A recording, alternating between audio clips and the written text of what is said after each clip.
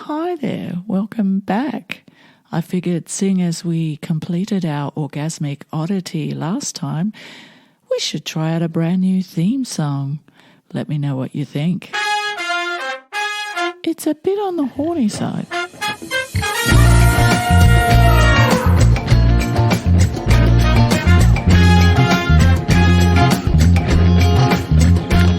Welcome back. This is The Eloquent in the Room, and it is funky. I'm Rose Cooper, and that's right, it's not very science fiction-y, but rest assured it will remain geeky because that kind of happens every time I do that opening and closing of my mouth thing and sound comes out. So let's do that for a bit.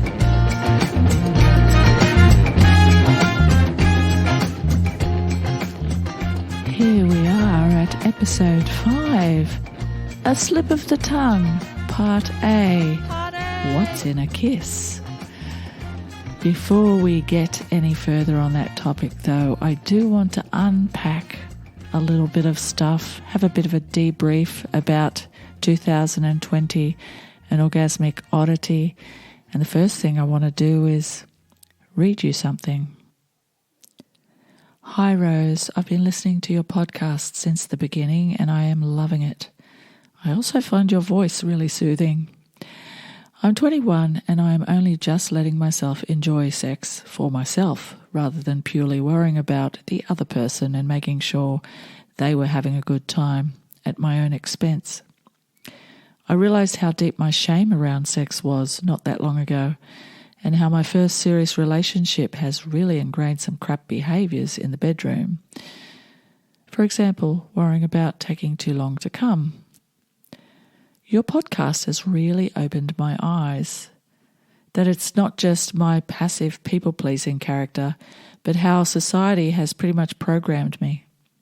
It made me feel so much better that others have had the same experiences and that there is a movement for these behaviours to be questioned and hopefully not passed on to future generations of women. Thank you and keep up the amazing work. As you can imagine, it was very emotional for me to read that message when it dropped into my DMs a couple of weeks ago. It was exactly what I needed to hear. I needed to hear that the things that I was saying was exactly what someone else needed to hear. It's all part of the give and take. So it's nice to get that feedback. I've had some other feedback that's been really constructive in regards to the fact that I did cover a lot of bases in the podcast, little mini topics that I didn't elaborate on, and I knew that I'd get back to them eventually. The trouble is figuring out which topics to tackle first and in what order has been doing my head in for these past few weeks, besides everything else in the world that has been doing my head in. So there's been a lot of brain racking, a lot of writing, a lot of attempts at doing stream of consciousness podcasting, which I find really difficult. Like, you're experiencing one now, me just sitting at the mic and talking. The orgasmic oddity was me reading something that I had painstakingly written to make sure that I incorporated all the information that I wanted to, because I was so desperately worried that I might miss something out. And I was basically giving an instructive map to rewire people's thinking and to focus them on other ways of thinking about the human body, their sexuality, their biology, their primal urges, and female orgasm and how it fits into the equation, definitely in a different way than we were originally taught. So I got that point across, and I finished with the vagus nervous system and vocalization during orgasm, and I was so glad to find the link between those two things. I knew there had to be a reason why I had become so dynamically engaged in my orgasmic process to the degree that I am in regards to the noise that I make. It should be embarrassing, I suppose, and, you know, the neighbours probably think I have a fantastic sex life and people coming in and out of my place a couple of times a week. But I am single and I have been celibate all year, so they're just hearing me enjoy my solo time. That's the way it is. So that's my version of female sexual empowerment. Other people in the music industry might have a different slant on it. We're all part of the same, hopefully positive influence at the end of the day. Now, I've got a big confession to make at this point. I've been so wrapped up in trying to work out the best way to market the podcast on social media without actually spending any money and coming up with creative ideas and experimenting with stream of consciousness recording and failing at it spectacularly, that time got away from me, and it's getting towards midnight on Monday night, and I have been putting the podcast out every second Tuesday. And what I've been doing for the last couple of days is putting episode 6 together first. Because that makes so much sense. Because what I decided to do was resurrect an article from Australian Women's Forum that I wrote back in 1999 as a bit of a bonus style podcast, because it's about oral sex. It holds up really well, actually, over the last 21 years, and I thought it would do well as a recorded podcast because of the way it was written. And I did it as an experiment for a few reasons. One of the reasons was just to see how one of my old articles might sound as a podcast, because I didn't write them with a podcast in mind, unlike The Orgasmic Oddity, which I deliberately wrote with a podcast in mind. The language that I wrote, I wanted to keep conversational, even though I was, still trying to sound rather articulate and authoritative. And let's not forget geeky. So it was an experiment on that front, and it was also an experiment in just how comfortable do I feel being really explicit and talking about really explicit sex. Like, you think The Orgasmic Oddity was a little bit on the intimate and explicit side? Well, graphically describing oral sex gets about as explicit as it can get. So it's funny, it's tongue-in-cheek as well as really, really informative. I do think it's a decent instructive guide, I really do. But like I say, it's half piss take and half deadly serious. And then I thought, you know what? Giving head is connecting with the vagus nervous system.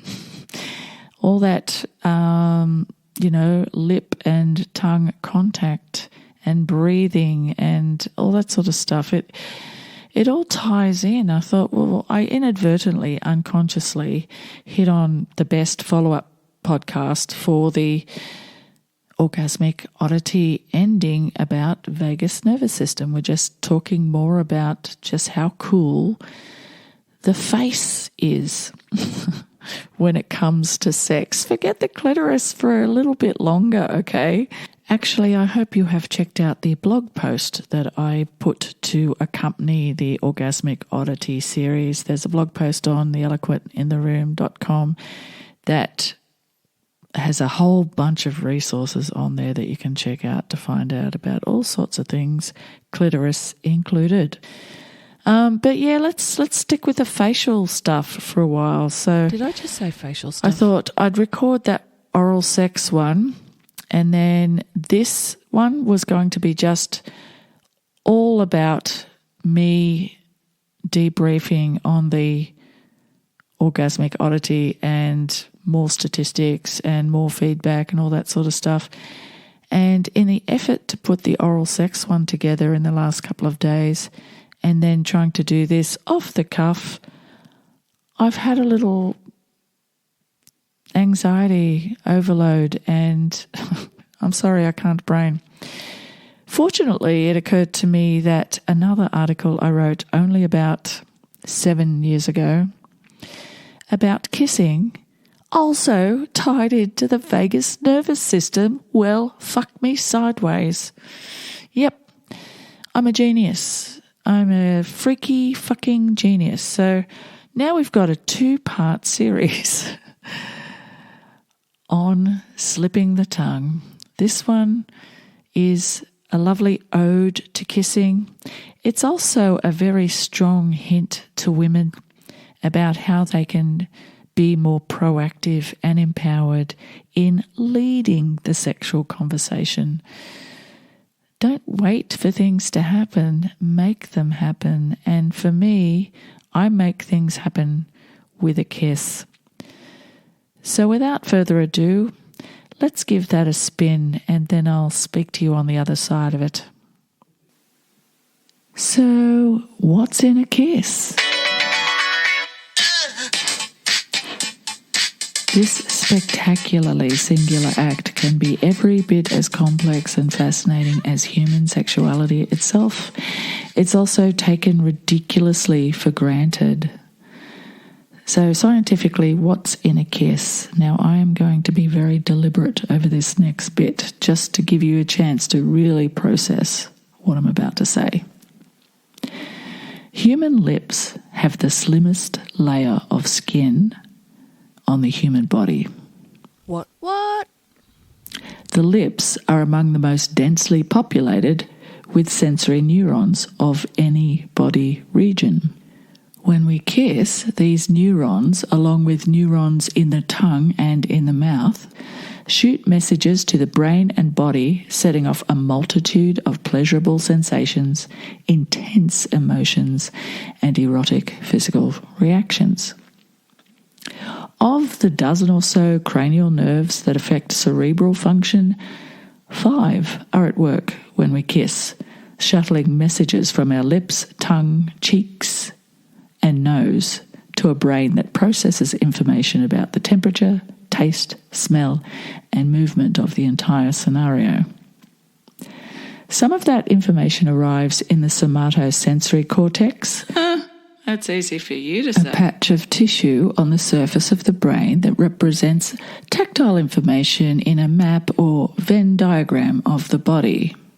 In that diagram, the lips loom large because the size of each represented body region is proportional to the density of its nerve endings. Kissing unleashes a cocktail of chemicals that govern stress, motivation, social bonding, and sexual stimulation. That's science's take. This is mine.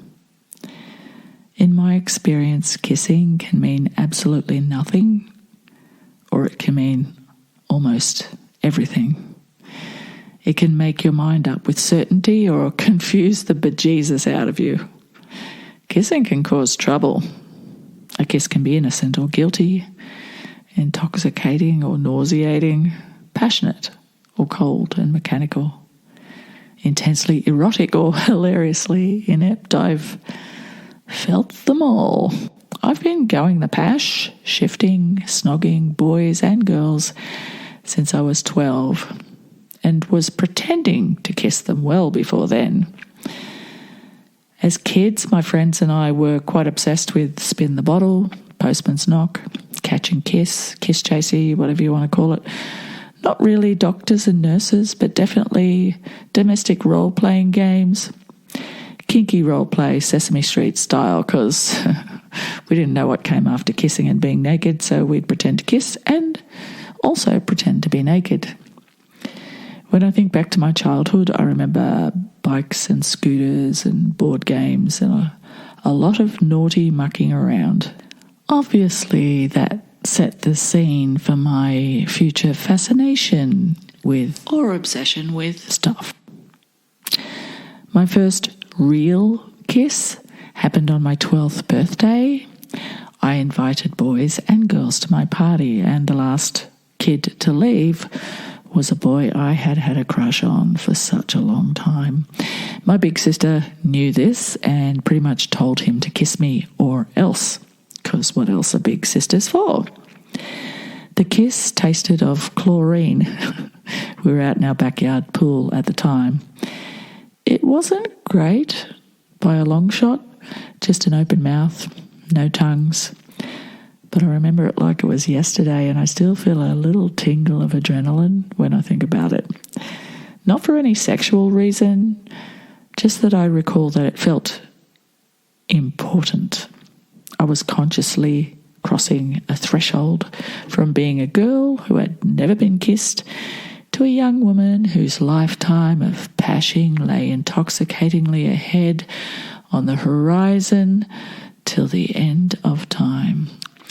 Over the years, I've probably made out with at least twice as many people as the ones I've shagged, so we're well into triple figures, and I'd have to say that the truly gifted kissing artisans are very thin on the ground, which in retrospect was a dumb place to look. However, I have been fortunate enough to have been kissed by people who have changed my idea about what kissing should be, and I know that I have paid it forward when I've done the same for other people. Indeed, once I fully realised just how good kissing could be, I usually take the opportunity to take charge in that moment because I discovered once the fondling starts, most guys get preoccupied. Kissing is my chance to set the mood and the agenda, and sometimes it sticks. And if it doesn't, I just ask for more kisses. Because if nothing else is working, I know that kissing will always work for me. Because kissing is never just kissing, it's a highly nuanced conversation. I not only learned this from kissing good kisses, I also learned it from being in a couple of very long-term relationships where I had to stay constantly motivated to reinvent the kiss over and over again because, sorry guys, men can become lazy and complacent about kissing. Come to think of it, you don't often meet men who talk a lot about how much they love to kiss, and yet it's about the only thing that Hollywood kind of gets right. Lots of kissing scenes. And in sex scenes, you see people kissing while fucking. It's not just some guy with his face buried in a girl's neck, hard at work, lost in his own world, pumping away like the Energizer Bunny. Kissing is two people connecting from the face down. Not face down, from the face down. Look, face it. Psychologically and emotionally, kissing can be a game changer. I've been really attracted to a person and then kissed them and felt zero chemistry. And that was the end of that.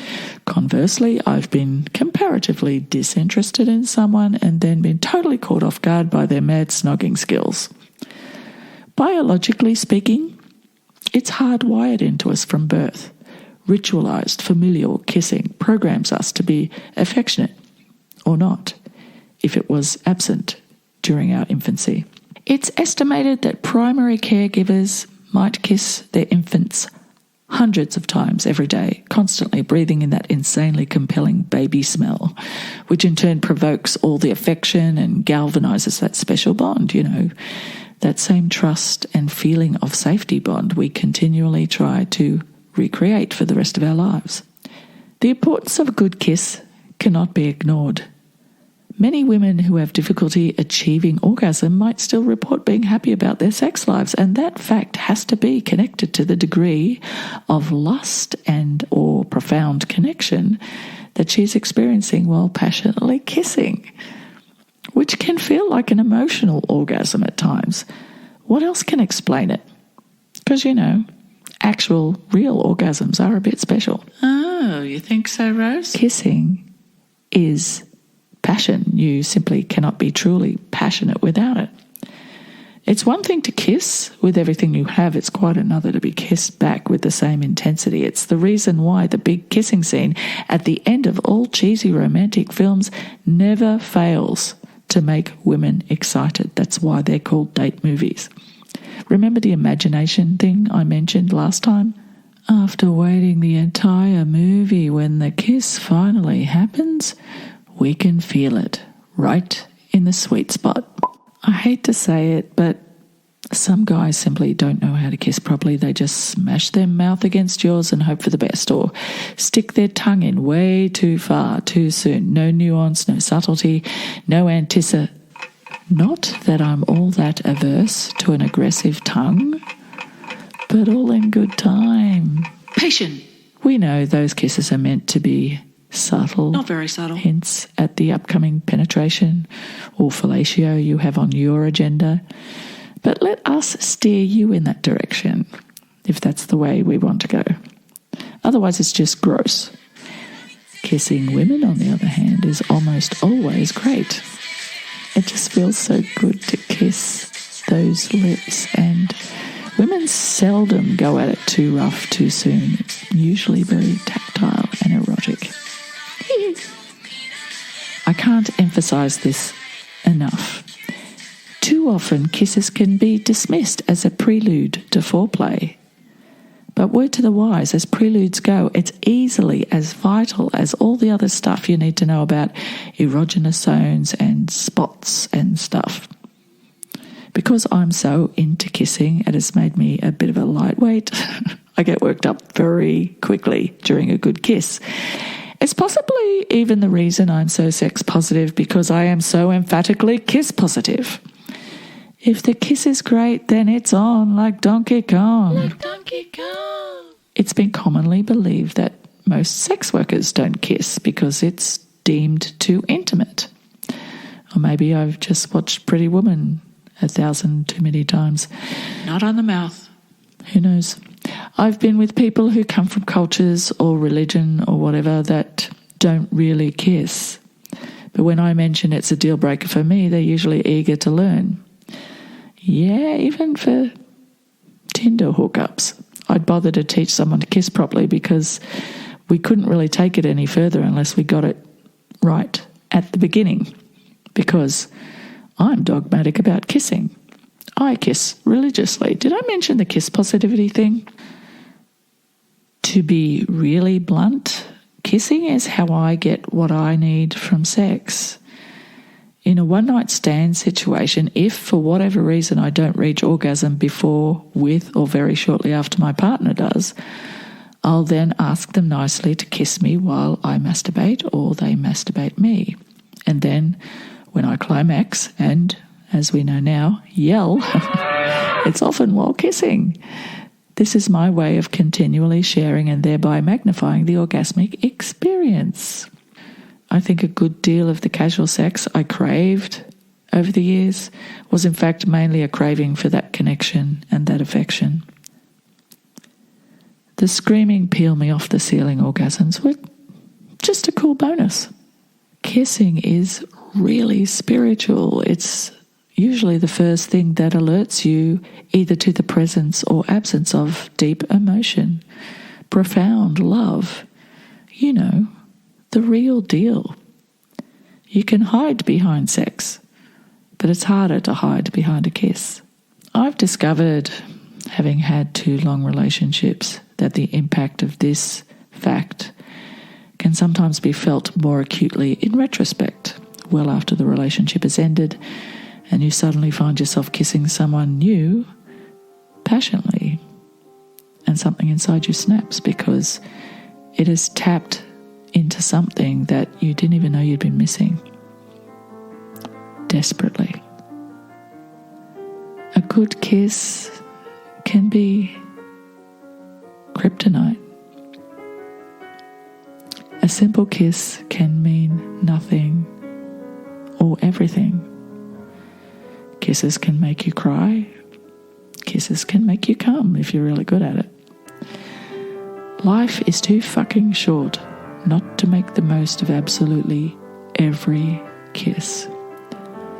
And don't just take my word for it. Here's a bunch of cool quotes. A man's kiss is his signature. Mae West. Any man who can drive safely while kissing a pretty girl is simply not giving the kiss the attention it deserves. Albert Einstein. Kiss me and you will see how important I am. Sylvia Plath. I'd love to kiss you, but I just washed my hair. Bet Davis. The sound of a kiss is not so loud as that of a cannon, but its echo lasts a great deal longer. Oliver Wendell Holmes. I can imagine myself on my deathbed spent utterly with lust to touch the next world, like a boy asking for his first kiss from a woman. Alistair Crowley. Or is it Crowley? So there you go. How do you like them apples?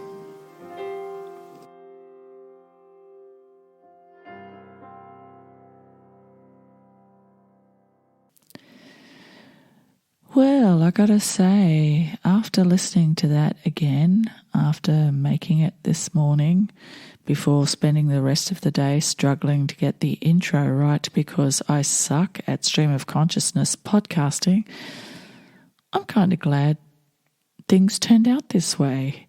It's now looking closer to 1 a.m. on Tuesday. And it's been an adventure and a discovery day for me today, working out what I can do and what I can't do, pushing my limits, getting anxious, sharing the moment with you. And now we all feel like having a big cuddle. Or is it just me? It's just me. Okay, guys, I do have a long list of topics that I do want to get to in the future. I am going to get some interviews done, but before I do that, I actually have to practice doing interviews. I am going to do some video stuff and, cool stuff. I'm going to really get into this, but I needed a few weeks to just sort of decompress and defrag after putting so much effort into doing the Orgasmic Oddity. It was a big thing, and I put my heart and soul into it. And like I say, getting that letter just made it all worthwhile.